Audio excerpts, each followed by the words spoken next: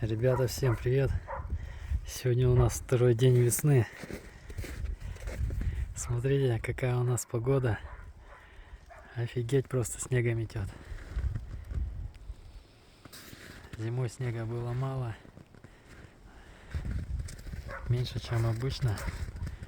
Но как бывает всегда, сами знаете, зима свое берет.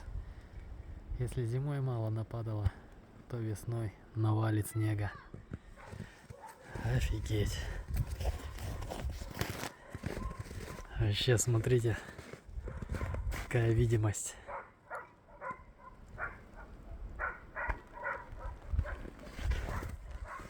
На улице у нас -5.